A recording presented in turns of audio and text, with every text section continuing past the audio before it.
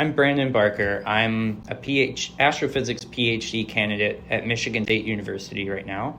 I got my bachelor's in physics and math at the University of Tennessee, Knoxville in 2019.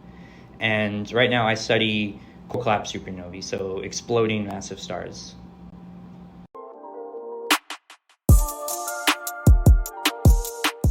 I have a Bachelor of Science in physics and math. It's 1 degree, technically, with a minor in astronomy, and am working on a dual PhD in astrophysics and computational math, science, and engineering.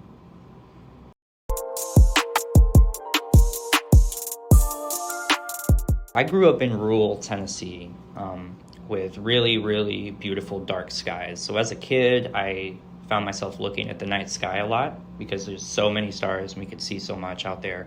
And I was always really interested in how many stars are there, how do they work, and just in general, knowing how things work. So when I got to undergrad, sort of a natural connection between these things was a physics degree, which is learning, how things work at a sort of fundamental level. And then where I am now is astrophysics, so I'm combining that early love of stars and learning how do these stars actually work, how do they live their lives, and how do they die. So I graduated from high school, and then I had a sort of cousin, that was doing a physics degree. That was just a little bit older than me, and that was sort of my link to that. And I was like, okay, physics is something that I can do. It sounds pretty fun. It's related to my interests. So I went to the University of Tennessee, Knoxville in 2014 and ended up doing a dual double major in physics and math.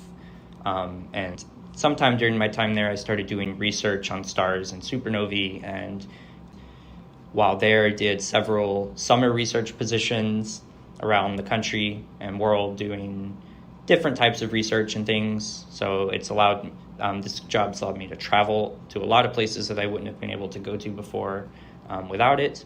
And when I graduated, around the time I started to graduate, I had to look for PhD positions, and ended up here at Michigan State University with one of my previous research advisors from one of those summer positions. Now, working on my PhD, I do computational research, studying dying stars, so doing simulations of how they end their lives, to understand how do these stars end their lives, what happens when they do, how do we compare that to observations of real stars ending their lives, real supernovae. And all of this requires a great deal of programming to do these simulations, so that's why I've tacked on this dual PhD in what we call computational math, science, and engineering.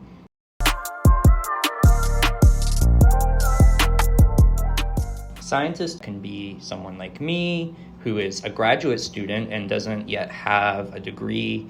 That might be someone who is a professor at a university and has a PhD and has a full-time academic career. This could be someone who works at a national lab doing science full-time. This could be a data scientist, someone who works doing data analysis, studying trends for maybe a company. They are a kind of scientist as well. Engineers walk the line with science as well. We can't do science without engineers to build our machines.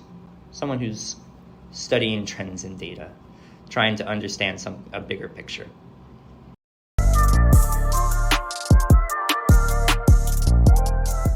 I do, yeah. I am professionally employed, paid to do science. But the big shift came really when I got to graduate school, and I'm like, all right, my position is PhD student. My salary, my stipend is to do research.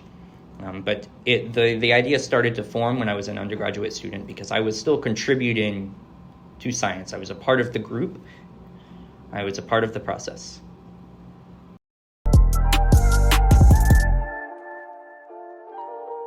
The first one that comes to mind happened when I was an undergraduate in my first research position. It was sort of building some software to analyze some data from simulations of exploding stars.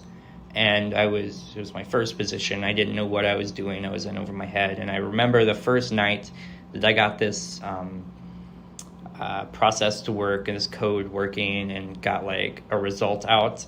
That was such a good feeling of like getting this thing that worked, getting a tool made that other people would use, and it was just such a good feeling.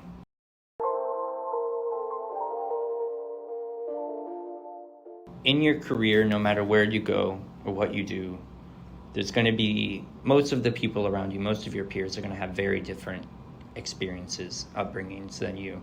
And that is to no fault of your own. That is not a flaw of you. You're just as capable of doing whatever you want with your career and your life as anyone else is.